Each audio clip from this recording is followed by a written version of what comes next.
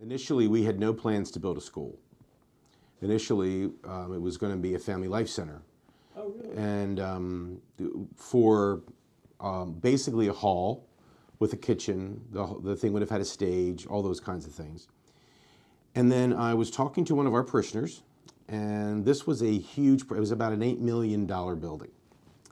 And we were having dinner one night, we were talking, and this person said to me, she said, you know, I think that you're sending not such a great message to the community. And I said, what do you mean? And she said, well, you know, you're building a family life center, she said, which I think is great, and I'm very supportive of that. But he said, you know, she said, you're building a building that's going to have classrooms in it for the religious ed, which is great, the nice size hall and a kitchen, all those kind of things. But you're going to spend a significant amount of money on a family life center, and you're not going to do anything for the school.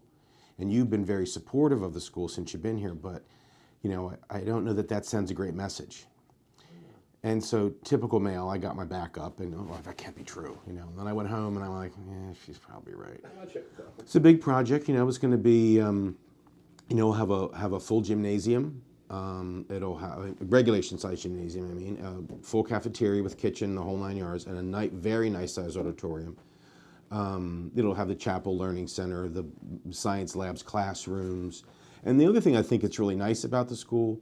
Well, there's a lot of things that are nice about the school, but there's going to be a courtyard outside, so the kids can safely go outside. Yeah. You know, it'll be open to the sky, but there'll be, you know, places for the kids to go outside. It'll be grass and benches and stuff, and that will be inside. So that's kind of the center piece that goes to the sky. But the first thing you see when you walk in, but where it says St. Peter and Paul High School, as soon as you walk in, one of the first things you'll see is the chapel. So there'll be a chapel in there, not a huge one, but enough for them maybe to have a class mass.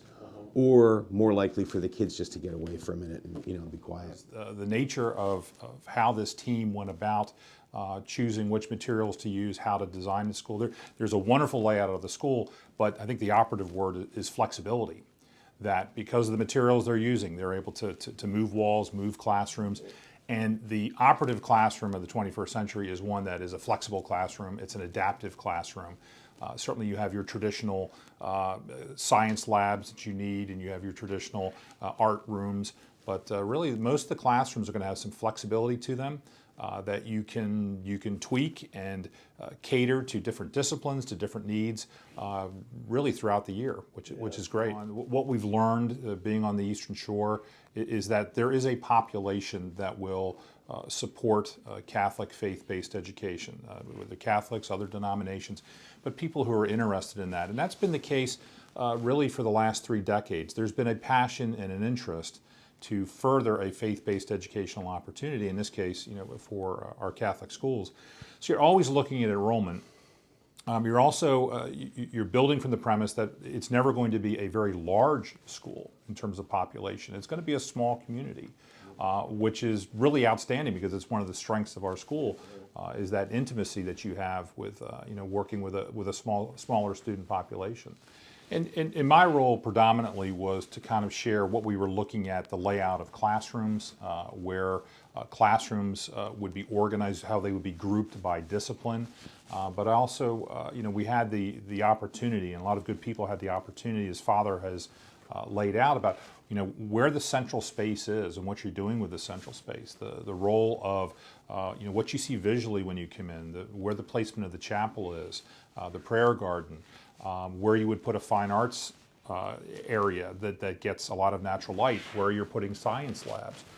So we had the ability to go in and look at where the placement of offices, classrooms, and then, you know, other auxiliary support areas would be for the school, and that is fun. You're building puzzles and moving puzzle pieces around because you have that flexibility based on the design. You know, ultimately you're gaining more space. You're gaining a modern space that is absolutely needed. You're existing in a current high school building that is approximately 14,000 square feet, and that's it. And there's magnificent things that go on at St. Peter and Paul right now, and we're all very excited what can happen at the new campus. You got to remember, this is not just about St. Peter and Paul. This is about Talbot County. This is about Easton. This is about beyond, which I said at the groundbreaking, it's not just about this. This is going to be something for the whole community to benefit from. So it's not just about our people.